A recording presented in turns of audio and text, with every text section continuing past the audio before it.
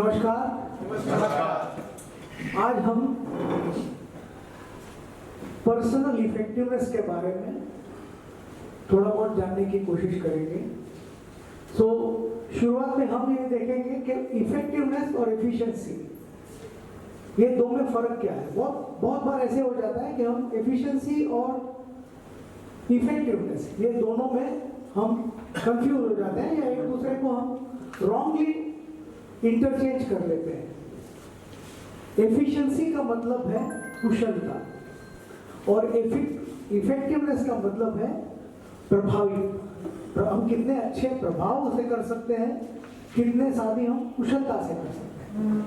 Example के तौर पे हम देखें तो यहाँ पर एक एसजी रोड जो है अहमदाबाद में, एसजी रोड पर एक बहुत ही बिजी इंटरसेक्शन है पकवान 4 रास्ते।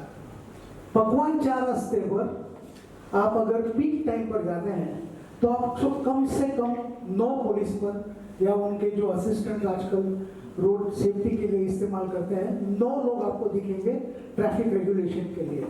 जैसे ही सिग्नल ग्रीन हो जाता है तो दूसरी साइड से लोग ना आए इसके लिए वो रस्सी बांध देते हैं और सिर्फ जिस ट्रैफिक को जाना है उसके लिए खोल देते हैं। 2 मिनट के लिए 3 मिनट के लिए जब रास्ता खुलता है तब तक ये ट्रैफिक चलती रहती है। जैसे ही वो ट्रैफिक चेंज होता है वो रस्सी नीचे जाती है, दूसरी रस्सी खड़ी हो जाती है और ट्रैफिक का रेगुलेशन बहुत ही अच्छा होता है। तो इसको हम क्या कहेंगे, ट्रैफिक मैनेजमेंट उनका वहां पर हम कहते हैं बहुत इफेक्टिवली कर रहे हैं। क्या वो इफेक्टिवनेस है? क्या हम अगर उन पुलिस को वहां से 5 मिनट के लिए हटा दें तो वो ट्रैफिक उसी डिसिप्लिन के साथ चलेगी? तो ये पुलिस वहां पर 9 पुलिस की हाजिरी में एफिशिएंटली उस इंटरसेक्शन को हैंडल कर रहे हैं। लेकिन अगर हम ये जानना चाहते हैं कि क्या अहमदाबाद के ड्राइविंग जनता है जो ड्राइविंग करती है, क्या हम उन्हें ट्रैफिक के बारे में, ट्रैफिक रेगुलेशन के बारे में, ट्रैफिक में कैसे ड्राइव करना चाहिए इसके बारे में क्या हम उसको ज्ञान दे पा रहे हैं? नहीं। आरटीओ है या ट्रैफिक पुलिस है, वो उस समय दरमियान जब उनकी हाजिरी है तब वो एफिशिएंटली मैनेज कर रही है, लेकिन वो ट्रैफिक मैनेजमेंट इफेक्टिवली नहीं कर पा रहे, क्योंकि वो ट्रैफिक मैनेजमेंट करने के लिए उनको शुरुआत कहां से करनी है? जब से वो लाइसेंस इश्यू करते हैं। आप देखिए, जब चीफ मिनिस्टर या कोई भी वीआईपी किसी भी रूट पे अगर जा रहा हो, आपको 1 घंटे पहले से पता चल जाता है कि यहाँ पर वीआईपी मूवमेंट होने वाली है। कैसे? पुलिस की प्रेजेंस जो है वो 10 गुनी बढ़ जाती है। पूरे शहर के पुलिस फोर्स को वहां लाया जाता है और वो वीआईपी मूवमेंट के 5 मिनट पहले एक पायलट जीप चली जाती है। वो पायलट जीप सिर्फ इन पुलिसों को क्वेश्चन करने के लिए कि भैया अभी आप तैयार हो जाओ, अब वीआईपी गाड़ी आने वाली है। उसके बाद 2 या 3 मिनट के बाद वो असल उनकी पायलट वैन, जो वीआईपी जा रहे हैं उनकी पायलट वैन आती है, सिग्नल चालू रहता है और पीछे से 2 पुलिस वाले डंडे से आपको हाथ दिखाते रहते हैं कि भाई ट्रैफिक को बाजू में करो। उसके बाद ट्रैफिक रोकी जाती है और वीआईपी मूवमेंट बहुत स्मूथली चली जाती है। इसको भी हम क्या कहेंगे? वीआईपी मूवमेंट एफिशिएंटली कर रहे हैं। इसके अगेंस्ट में हम यूरोप गए थे और वहां पर हमने देखा कि एक इंटरसेक्शन पर, जहां पर हम चलते जा रहे थे, एक इंटरसेक्शन पर एक मोटरसाइकिल पर पुलिस आया, सायरन बजाते आया, सेंटर में जाके उसने हाथ ऊंचे कर दिए। जैसे उसने हाथ ऊंचे कर दिए, चारों साइड की ट्रैफिक रुक गई। प्रेसिडेंट की गाड़ी, फ्रांस के प्रेसिडेंट की गाड़ी वहां से चली गई, पुलिसमैन वहां से हट गया, बाकी उनको कुछ नहीं करना पड़ा।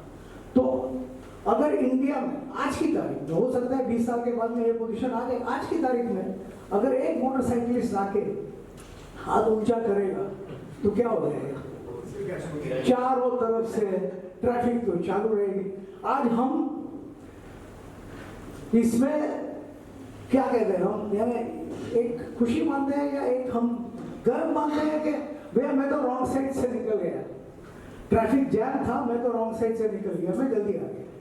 सो हमारा जो मकसद है, हमारा टारगेट है, वो टारगेट को हम ऐसे डिफाइन करते हैं, उस टारगेट को अगर हमने अचीव कर लिया तो आई एम बीइंग एफिशिएंट। जैसे अगर मेरा मकसद है पैसे कमाना, and if that is the ultimate goal in life, तो मेरे पास 1000 तरीके हैं पैसे कमाने के, राइट? मैं स्मगलिंग भी कर सकता हूँ। अगर मेरा मकसद है पैसे जोड़ना, 10 करोड़ रुपया मुझे कमाना है रिटायरमेंट से पहले, उसके बाद में मैं आराम से जी सकता हूँ, तो 10 करोड़ मैं कैसे भी कमाऊँ, मैंने तय कहीं नहीं किया है कि मैं कैसे कमाऊंगा, राइट? मेरा मकसद है 10 करोड़ कमाना, एफिशिएंटली कर सकता हूँ, मैं स्मगलिंग कर सकता हूँ, मैं काले धंधे कर सकता हूँ, मैं स्टॉकिंग कर सकता हूँ, मैं जो स्टॉक मार्केट में जो कॉर्नरिंग कहते हैं कॉर्नरिंग कर सकता हूँ, अलग अलग तरीकों से मैं उसको कर सकता हूँ। लेकिन अगर मेरा मकसद है to lead a satisfied retired life, तब मेरा गोल पोस्ट चेंज हो जाता है। Then money is only one of the various tools that I have to ensure that I lead a satisfied life. Then I look at all the other aspects which will make my life more happy, more satisfied. So definition से हम शुरुआत करते हैं कि मैं कैसे define कर रहा हूँ। अगर मेरा definition गलत है तो मेरा रास्ता भी सही नहीं हो सकता है। अगर सही रास्ता चुना मैंने तो that is an accident, it is not by choice. लेकिन अगर मेरा डेफिनेशन सही है तो मैं किसी भी रास्ते से जाऊं, मैं उस लक्ष्य से, उस टारगेट से मैं नहीं हटूंगा। ये जो शुरुआत है हमारी, ये इफेक्टिवनेस की, या जैसे हम लाइफ जीते हैं, ये शुरुआत कहाँ से होती है? From the time the child is conceived, ये शुरू होता है। इफेक्टिव मदरहुड, इफेक्टिव पेरेंटिंग, आपको आपके बच्चे का पालन पोषण सही हो उसके लिए आपको क्या करना चाहिए, that is how to be an effective to be mother. Pregnancy के दरमियान आप क्या क्या स्टेप्स लेंगे, इफेक्टिव मदरहुड का होगा। उसके बाद में इफेक्टिव पेरेंटिंग। आजकल हमारे बाद की जो जनरेशन है, आप में से कई हो सकते हैं, वो बुजुर्गों से नहीं सीखना चाहते हैं। ये वो बुजुर्गों को कहते हैं कि आपके टाइम में तो जमाना अलग था, जो कि उन्होंने वो जमाना देखा नहीं है, पता नहीं है उनको कि हमारे जमाने में क्या था। लेकिन आपको आज का पता नहीं चलेगा। तो हम कहाँ से सीखते हैं? हम effective parenting, how to effectively bring up your children, वो पढ़ते हैं। वो भी जब पढ़ते हैं हम सेक्शन वाइज ही पढ़ते हैं। बच्चे को कैसे बड़ा किया जाए, बच्चों को उसका पालन पोषण कैसे किया जाए, सेक्शंस में जब पढ़ते हैं तब बच्चों को हम जो सीख देते हैं वो सही दिशा में जाएगी, इसकी हमारे पास कोई गारंटी नहीं रहती है। बालक, छोटा बालक, उसके मन में कोई बैरियर्स हैं? कोई भी बैरियर्स नहीं है। उसको भूख रहती है। Child has hunger for knowledge, hunger for stomach, right? जिज्ञासा रहती है और असल भूख रहती है। तो जब बालक जमीन पर बैठा है, हाथ में कुछ भी चीज आई तो उसको एक ही पता है, वो हाथ से उठा के मुंह में डालना है। किसी भी बच्चे को देखे हम तो वो हाथ से उठा के मुंह में डालना है, राइट? अब ये बालक जब बैठा है, आजू बाजू में देख रहा है, अगर वहां से कोई कॉकरोच चला जाता है, बालक तो डरता नहीं है, उसको डर क्या है ये पता ही नहीं है, राइट? तो उठा लेता है। जैसे उड़े बेटा तो उसको मत उठा, कहीं काटेगा। पहली बार हमने उसके मन में डर पैदा कर दिया। अब जब वो कॉकरोच को देखेगा तो शायद उसको लगेगा मम्मी ने बोला हुआ, मम्मी डरती है इसको देख के, तो मुझे भी डरना जरूरी है। सिमिलरली छिपकली से बालक नहीं डरता है, बालक उठा लेगा उसको। लेकिन वो देखता है कि जब भी छिपकली सामने आ जाती है तो माँ डर जाती है, माँ कूद जाती है, कुर्सी पर चढ़ जाती है, तो छिपकली को देख के वो भी रोना शुरू करता है। तो ये एक उसके मन में देखा हुआ सीखा हुआ एक पैराडाइम खड़ा हो जाता है कि अगर छिपकली आती है, अगर ये कॉकरोच आ जाता है तो मुझे डरना चाहिए, क्योंकि ये लोग डरते हैं इससे, है ना। तो एक डर कैसे सीखना, ये उसने अपने पेरेंट्स से सीख लिया। बच्चा कभी झूठ बोलता है? नहीं। बच्चा जो भी देखता है कह देता है। जैसे बच्चों को हम कैसे सिखाते हैं झूठ बोलना। बेटा वो अंकल आएंगे ना तो बोल देना कि मैं घर में नहीं हूं। लेकिन पापा आप तो घर में हैं, कहा ना तुझे, उनको बोल देना कि मैं घर में नहीं हूं। ठीक है, बेल बजी और अंकल आ गए, बेटा पापा है ना, पापा ने कहा है कि वो घर में नहीं है। अब सोचिए आप कि वो अंकल जाने के बाद ये बच्चे की क्या दशा हो। सच कहने के लिए उसे इनाम क्या मिलेगा? गुस्सा, डांट, मार।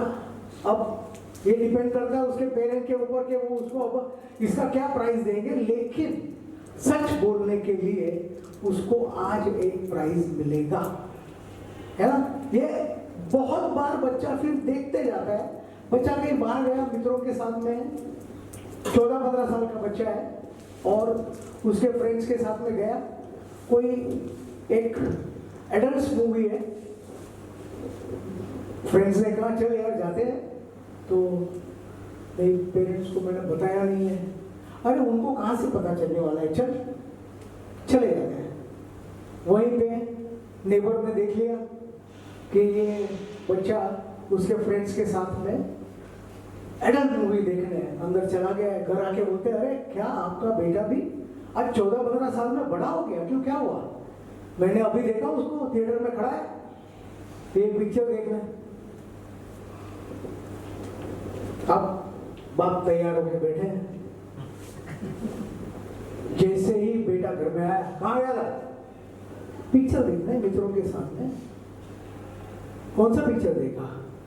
Blow hot blow cold. फट,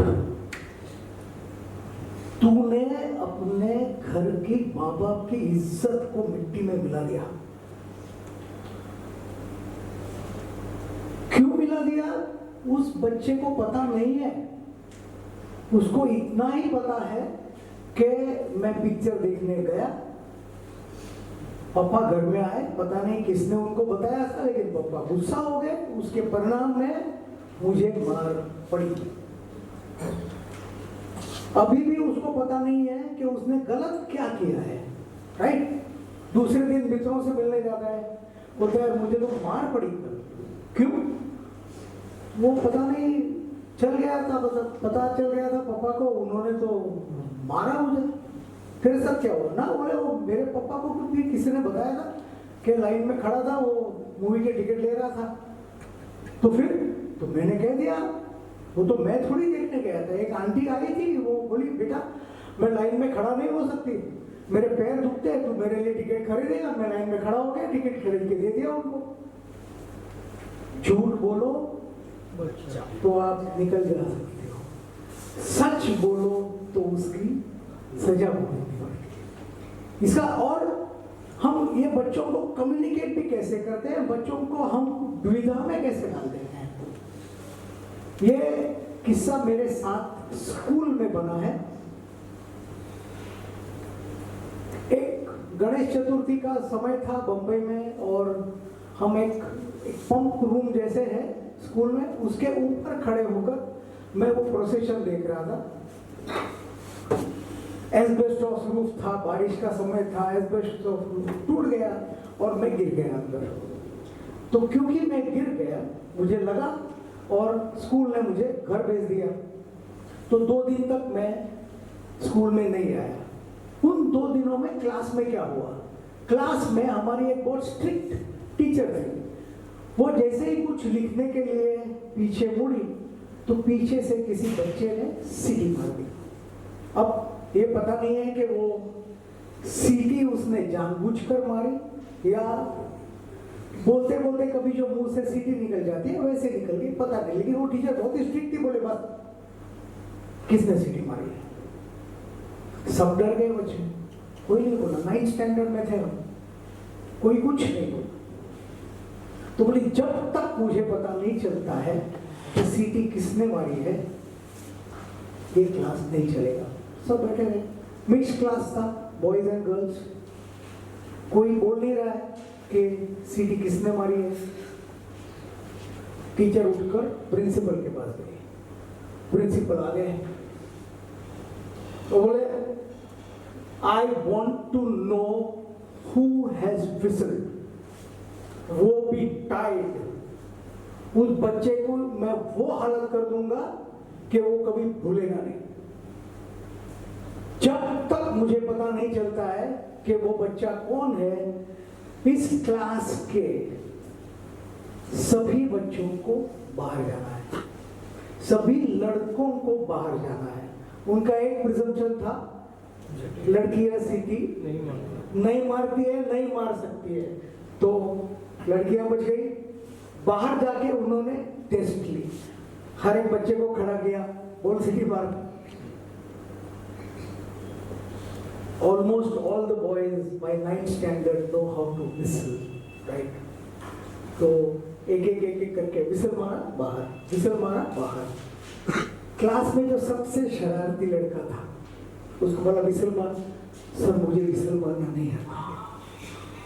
क्या बात कर रहा है, तू विसल नहीं मारता? नहीं सर मुझे विसल मारना नहीं आता है। मार के दिखा, ऐसे ही करना ना। नहीं आती है सर मुझे। उसको क्लास में बिठा। दूसरे दिन मैं आया और क्योंकि मैं उस दिन नहीं था जब विसल बजी थी, तो मैं और वो लड़का, 2 लड़के क्लास में, बाकी सारी लड़कियां। 7-8 दिन तक ये चला। हेडमास्टर थे हमारे, हेडमास्टर भी थे, प्रिंसिपल। हेडमास्टर रोज सुबह शाम वो जो लड़के बाहर बैठे थे उनके सामने जाते थे। हेडमास्टर बोलते थे I want to know which boy has whistled. If you tell me honestly who has whistled, I will personally ensure that no harm will come to you. I will protect you, but I want you to tell me the truth. If you don't tell me, अगर मुझे बाहर से पता चलता है तो मैं बहुत ही स्ट्रिक्ट एक्शन लूंगा, but if you come and confess to me, मैं आपको छोड़ दूंगा। उसके 15 मिनट बाद प्रिंसिपल आते थे। The moment I come to know which boy has whistled, I will take care of him. उस बच्चे को छोड़ूंगा नहीं मैं। अब ये दोनों मैसेज दे रहे हैं, एक हेडमास्टर आके मैसेज दे रहे हैं कि सच बोलो आपको कुछ नहीं होगा। प्रिंसिपल आके कह रहे हैं जैसे ही मुझे पता चलेगा कि किसने विसल मारी है उसकी ये हालत करूंगा कि वो लाइफ टाइम के लिए याद रखेगा। अब सोचिए, कम्युनिकेशन है, हम क्या कम्युनिकेट कर रहे हैं, उन बच्चों को क्या कह रहे हैं। आपको लगता है कि ये दोनों केस होने के बाद, दोनों होने के बाद कोई बच्चा आके कहेगा कि सर मैंने विसल मारी थी? नहीं। 10 दिन तक ये सिलसिला चला। फिर स्कूल ने देखा कि ये तो नहीं टूटेगा, सबके पेरेंट्स को बुलाया गया, सबके पेरेंट्स को बोला गया, क्योंकि अभी एक इसमें से रास्ता तो निकालना था। तो अल्टीमेटली सभी पेरेंट्स को बुला के उन सब लड़कों की डायरी में लिखा के कि भाई there was a group misbehaviour in class और हम चाहते हैं कि आप अपने बच्चों को एक घर में कोई सीख दे दें। सबको वापस लिया। लेकिन वो जो स्कूल का जो भी मकसद होगा, जो बच्चे को सिखाना होगा कि भैया सच बोलना चाहिए, सच बोलने से कोई आपको नुकसान नहीं होता है, ये स्कूल नहीं कर रहे। आप ज्यादातर, जैसे मैं आपको कहता हूं कि बच्चे इन देयर ग्रोथ स्टेज, जब बच्चा बहुत छोटा होता है, 4 साल का, 5 साल का, उसको कोई लिमिट, कोई सीमा रहती नहीं है। इन अवर ग्रोइंग अप स्टेज, हमारे परिवार से, हमारे एल्डर से, हमारे स्कूल में, हमारे सोसाइटी से हम एक लिमिटेशन अपने खुद के लिए बांधते जाते हैं। ये लिमिटेशन बांधने में हम एज पेरेंट्स, हम एज एल्डर्स बच्चों की कैसी मदद करते हैं। एक बाप अपने बेटे को लेकर बगीचे में जाता है और बगीचे में वो जो स्ट्रक्चर्स वगैरह रहते हैं ना, वो बच्चे चढ़ते हैं उसके ऊपर, स्क्वेरिश वगैरह, तो बच्चे को थोड़ा ऊपर चढ़ा के बोलता है बेटा कूद, मैं पकड़ता हूँ तुझे। कूद लिया, बाप ने पकड़ लिया और थोड़ा ऊपर चढ़ाया, बोला कूद, कूदा, पकड़ लिया और थोड़ा ऊपर किया, बोला कूद, बच्चा कूदा, बाप हट गया। वैसे हट गया, बच्चा नीचे गिरा और गिरने के बाद बहुत रोने लगा और बाप देख रहा है उसको, रोने दे। उठा और बोला पापा लेकिन आपने तो बोला था कि आप पकड़ेंगे। मैंने इसलिए नहीं पकड़ा कि तू जान ले कि हर बार लोगों पर विश्वास रखने की जरूरत नहीं है। चाहे तेरा बाप भी तुझे कहे, हर बार तुझे विश्वास रखने की जरूरत नहीं है। अब सोचिए, बड़ा होके क्या ये लड़का, ये आदमी, ये शख्स बड़ा होने के बाद में किसी के ऊपर भी विश्वास करेगा?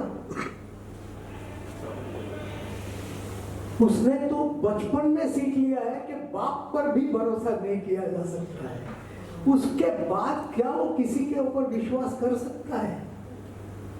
इम्पॉसिबल। अब ये उसके तब तक हो सकता है कि वो हर एक चीज पर विश्वास करता था, लेकिन आज इसके ऊपर एक बहुत बड़ा लिमिटेशन आ गया कि जरूरी नहीं है कि आप हर बार लोगों के ऊपर विश्वास करें। अब उसको सीख तो ये थी, जरूरी नहीं है कि हर बार आप दूसरों पर विश्वास करें, लेकिन उसमें से वो ग्राफ क्या करेगा? If I want to be safer, मैं विश्वास नहीं करूंगा। इसको लेके आप फिर स्ट्रेच करते जाओ तो हो सकता है मैरिज के बाद में, हस्बैंड एंड वाइफ के रिलेशनशिप में भी फिर यही एक अविश्वास या विश्वास के अभाव की एक दरी तैयार हो जाती है। हम बच्चों के बाद फिर से जाएं, अगर बच्चे ने कुछ किया, कुछ कहा, कुछ ऐसी हरकत की जिससे माँ उससे नाराज हो गई और माँ ने उसको कह दिया कि अब मुझे तेरे साथ बात नहीं करना है, I am not going to talk to you, you have been a very naughty child, निकल जाते। क्या करेगा बच्चा? माफी मांगेगा, नहीं माँ भूल हो गई, फिर से नहीं करूंगा, माँ तू मेरे साथ बात कर। तुरंत जैसे ही उसको पता चला कि मेरे इस बर्ताव से माँ को दुख पहुंचा है, माँ मेरे साथ बात करने को तैयार नहीं है, वो इमीडिएटली जाके उसको सुधारना चाहता है। राइट? अब हम जैसे बड़े हो जाते हैं, हमसे कुछ गलती हो जाती है, हमसे कुछ कहा जाता है और हम दूसरे को दुख पहुंचाते हैं। हमने देख लिया कि उसको दुख पहुंचा है, अब क्या हमारे लिए आसान है कि हम जाकर माफी मांग लें? आज सुप्रीम कोर्ट तक केस जाती है, कोई पब्लिक मीटिंग में कुछ कह देता है, राइट, और वो केस सुप्रीम कोर्ट तक जाती है। सुप्रीम कोर्ट कहती है कि अगर आपको सजा से आपको मुक्ति चाहिए तो आपको माफी मांगनी पड़ेगी, तब भी कंडीशनल माफी मांगी जाती है।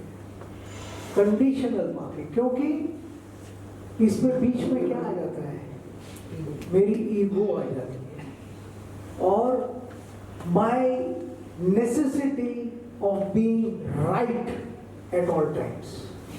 तो ये सब जब दीवारें बीच में आ जाती है और फिर मैं सोचता हूँ कि मुझे बहुत ही एक इफेक्टिव इंडिविजुअल बनना है, तो ये जब मैं इफेक्टिव इंडिविजुअल बनना चाहता हूँ तो जरूरी है कि मैं पीछे जाकर देख लूं कि मैंने खुद in the stages of growing up मैंने कितनी सारी दीवारें बांधी है, मैंने कितने सारे वॉल्स, प्रोटेक्शन वॉल्स मेरे बगल में खड़े किए हैं, जिसको क्रॉस करना बहुत ही मुश्किल हो जाता है मेरे लिए। और ये सभी वॉल्स कंक्रीट के हैं, पारदर्शक भी नहीं है कि मैं देख सकूं इसके बाहर क्या है, सभी कंक्रीट के हैं। जब तक मैं इसको तोड़ता नहीं हूं, मुझे आगे वाली दीवार नहीं मिलती है। सो हम जब ये पर्सनल इफेक्टिवनेस की बात करते हैं, हम कोई एक सेक्शन की बात नहीं कर रहे कि मुझे पैसा कमाना है, या मुझे सिर्फ रिलेशनशिप को बांधना है, या सिर्फ मुझे सच बोलना है। बहुत बार ये भी हो जाता है, लोग कहते हैं कि हर एक सिचुएशन में सच बोलना नामुमकिन है। हो सकता है उस शख्स के लिए नामुमकिन है, लेकिन क्या हर एक के लिए नामुमकिन है? क्यों? क्योंकि सच बोलने का कुछ न कुछ प्राइस होता है, कुछ न कुछ कीमत मुझे चुकानी पड़ती है, और वो कीमत चुकाने के लिए जब मैं तैयार नहीं होता हूं, तब मैं कहता हूं कि सच बोलना नामुमकिन है। लेकिन अगर मैं कीमत चुकाने को तैयार हूं, आई एम प्रिपेयर्ड कि भाई ये गलती हुई है, जो भी है ये मुझे सच कह देना है, सच कहने के बाद में जो कॉन्सिक्वेंसेस है, वो कॉन्सिक्वेंसेस फेस करने के लिए मैं तैयार हूं, तब मैं सच का सामना कर सकता हूं। सो हम जब इफेक्टिवनेस की बात करते हैं, हम 2 या 3 लेवल्स में इसकी बात करते हैं। जैसे एक जनरल इफेक्टिवनेस है जो हर एक इंडिविजुअल खुद की आत्म परीक्षा के लिए इस्तेमाल कर सकता है कि, और हमारे वर्कशॉप्स में जितने लोग आते हैं, ये हर एक का व्यू पॉइंट अलग रहता है, हर एक की दीवारें अलग रहती है, हर एक का सर्कमस्टेंसेस अलग होता है। तो जब हम ये बात करते हैं तो एक मौका सबको मिलता है कि देख ले मेरे लिए इसमें से कौन सी रेलेवेंट वॉल्स हैं।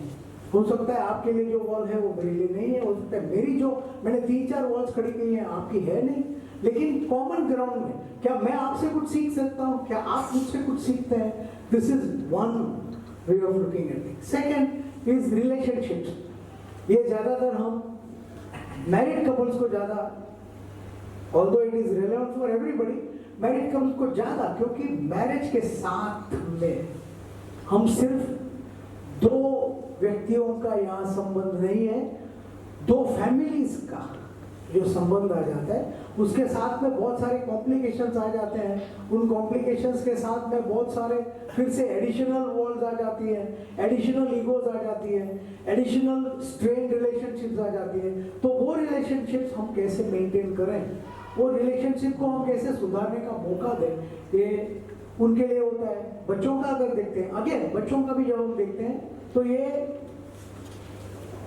है एप्लीकेबल फॉर एवरीबॉडी, लेकिन क्योंकि अगर फोकस ग्रुप आता है तो उनके साथ में ये ज्यादा मजा आता है।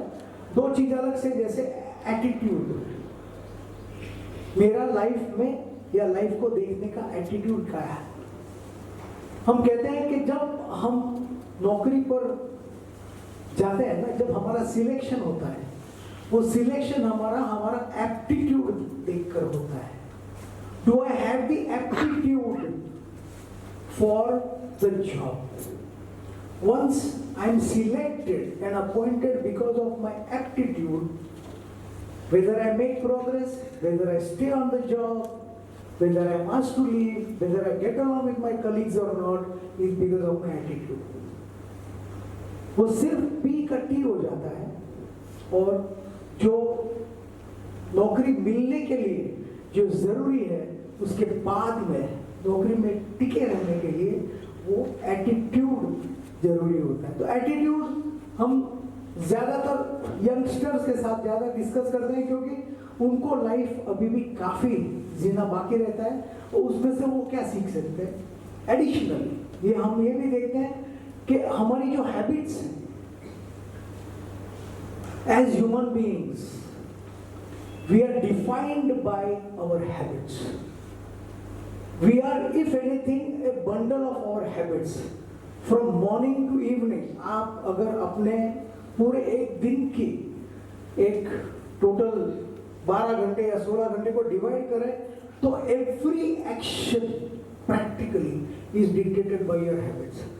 चाय पिए बिना मैं टॉयलेट में नहीं जा सकता हूँ, it's a form of habit, right?